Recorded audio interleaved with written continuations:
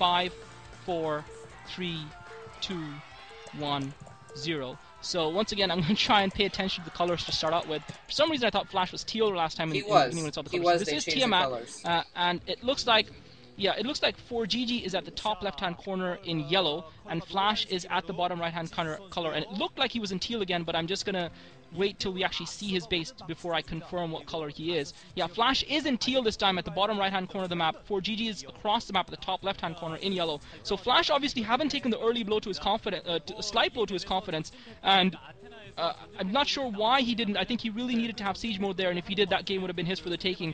But he seemed to be almost overconfident in that game, really thinking that he had it in the bag before he did, once he'd repelled fOrGG's initial proxy rush. And I think he got overconfident after that and paid the price for it. So he's going to have to be on his toes. fOrGG is not going to be a pushover as many people expect, as much of a pushover as many people expected. I think this game is going to go a lot longer. I think we're going to see a lot more macro from both players, just because of the nature of the map. Because as Molchap was saying, because the map it forces the players in the early the mid game to go through the middle, and I think it's gonna be, I don't think you can build in the middle either because of the terrain. So we're not gonna see any kind of proxies. I don't think we're gonna just see straight up macro from both sides. And really, I think we're gonna have to give the macro to Flash again. Like as I was saying about game one, Flash he has the APM to just constantly keep pumping out an army at an incredible, frightening speed, you could say. And because of the conflict in the middle, we're probably going to be seeing a lot of dropships as well to get around, you know, what I like to call the World War I trench line. That's going to eventually happen, I think, on this map. And dropships, I think, are going to play a key factor in this.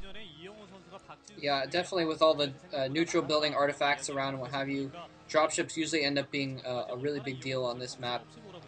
In turn versus, although I haven't seen too many turn versus turns on this map actually, so, but I think the few that I have seen did involve a lot of dropship play, because then you don't have to break down the neutral buildings. You can just sort of drop over them and what have you, and that's pretty standard for turn versus turn in general, I suppose. It looks like sorry, fOrGG just setting up his barracks. He's sending out a very quick scout again.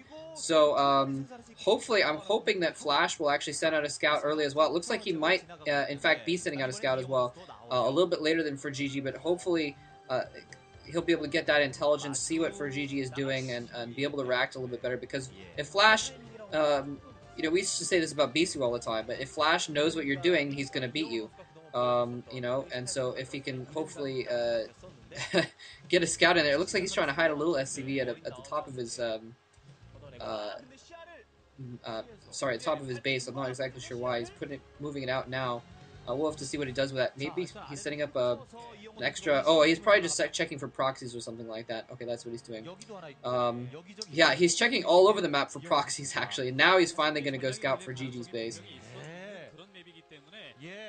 Yeah, looks like Flash for some reason didn't want fOrGG to see that SCV going out. I'm not sure why it was, if he was just using it to check for proxies. I suppose he didn't want fOrGG to know that he was scouting it, so catch fOrGG unawares.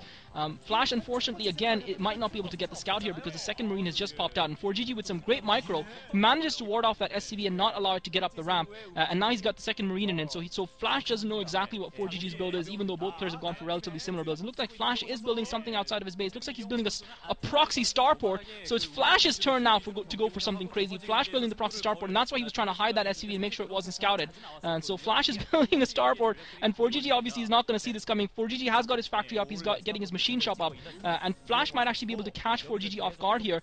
Flash continuing to scout out with that SCV. And again, one of the things that we have seen from Flash is he doesn't seem to be as intent on getting that early scout off as a lot of other players, and yet he seems to still be quite successful and still be able to pull out the victories. And I think it is something that now people are starting to expose, because of Flash's unwillingness to send that early scout out, and Flash now has a starport up, straight away the control tower going up, so we're going to see cloak raids here. I personally am not a huge fan. fOrGG going for the command center, so this might play right into Flash's hand. fOrGG feels that he knows exactly what Flash is up to. He's setting up for a longish macro game, and he might just barely get caught off guard by those cloak raids, and Flash might actually be able to take this game. I have to say, Flash seems to be in a very strong position through his choice of strategy right now, unless fOrGG gets some sort of scout off. fOrGG does look to be floating, I think. Is that a barracks that's floating up, that's heading towards that starport? And if that, it's just a question of how soon or late fOrGG actually scouts it.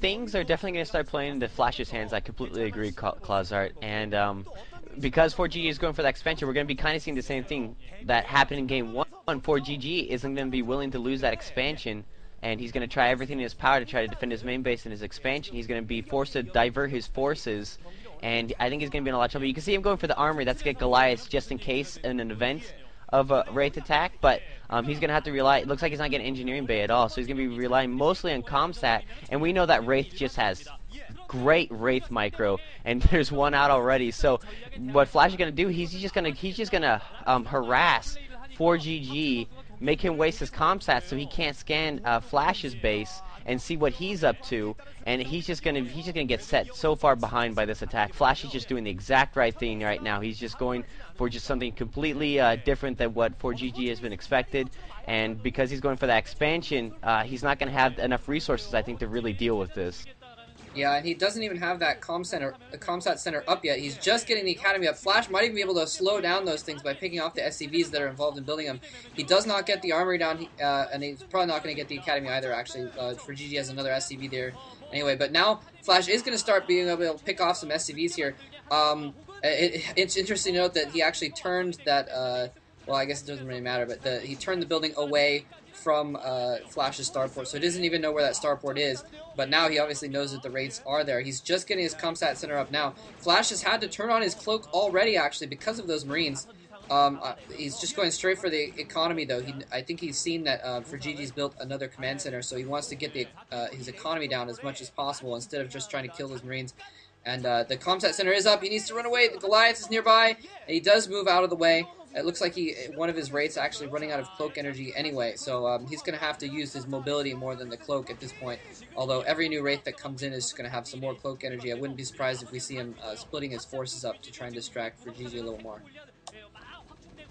Yeah, I have to say, the moment I saw that Academy and Armory going up, before Flash had actually gotten even his first Wraith out, starting to go up, I thought that the advantage was with fOrGG, because the key with the whole Wraith aspect, with the whole Wraith proxy or Wraith rush, is the element of surprise. And even though Flash did have, relatively speaking, the element of surprise, fOrGG was still prepared for it. He still anticipated it, and you've got to give a lot of credit to fOrGG for having almost precognition, putting up that Academy and that Armory. If Flash had managed to get his fourth Wraith in, and then fOrGG would have started putting on the Academy and the Armory, then Flash would have been in a very strong position to take the game. But that's not what happened. And so now Flash is going to have to struggle, because he needs to get fOrGG's economy down, while fOrGG, with the two command centers, with his command center going down early, is going to have a strong economy.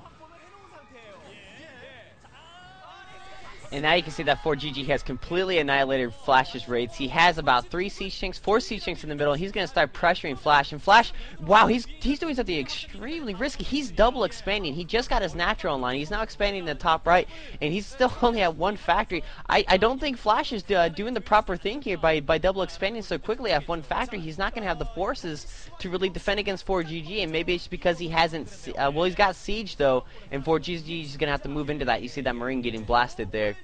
So that actually, it still might work out to fOrGG or Flash's favor here, even though the Wraith tactics didn't work out 100% for him, because he got that siege before fOrGG, and actually he took out fOrGG's barracks, and that's going to force fOrGG to build another barracks before he can build more factories to really get his macro going. But now you can see fOrGG trying to come around and break into Flash's expansion area there by destroying those neutral buildings, and Flash has his own siege tanks up, going to be able to force fOrGG to back off.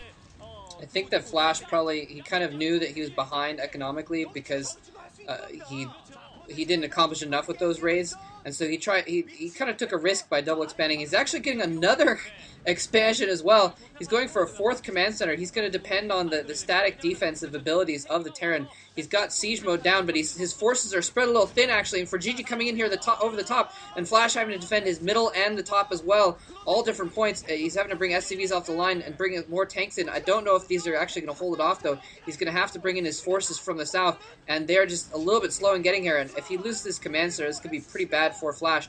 fOrGG's not microing his forces very well, though, against those SCVs, so he's actually lost a couple tanks to the SCV surround. Finally, Flash comes in here. So Flash basically kind of taking a risk here that he could hold off fOrGG in fOrGG's fast push, I guess, temporarily. enough to get his macro going, and then once he was able to get superior macro going, he would be able to take the long game. But it doesn't look like that's paid off for Flash, because fOrGG was able to focus his forces a little bit more than Flash and take that third base out. Yeah, Flash is actually in a world of trouble right now. He's almost made mistake after mistake. That proxy starport was a bit of a risk, and fOrGG, once he'd anticipated that, really he was ahead in that game, because Flash really was not able to inflict any significant damage with those raids, and so therefore all the resources that he expended on that was essentially pointless. And obviously, therefore realizing that he was behind in economy because fOrGG now is pushing down southwards, and he's also looks like fOrGG might be going for a kill here at Flash's natural export, because Flash has moved most of his forces out. He's got a couple of siege tanks siege though. fOrGG is coming in with only 4 siege tanks to try and break Flash's front door, but Flash might be able to survive. fOrGG managed to take both the siege tanks out, and he managed to unsiege his siege tanks in time. Flash, meanwhile, had made a push towards the north, and fOrGG countered that by pushing in Flash's front door. So now Flash is really boxed in. I don't see any way back in this game for Flash.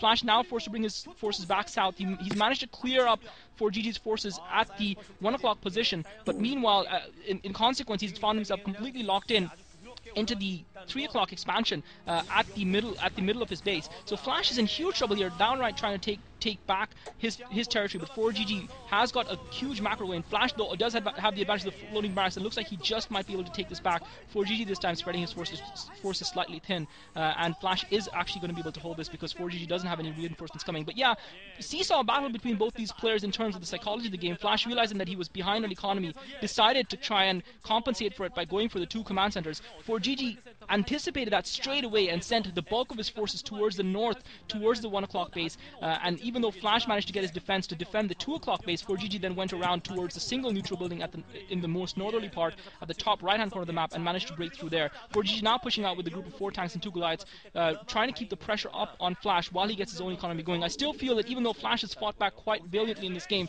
fOrGG has a significant lead, and it's going to be difficult for Flash to come back and win this.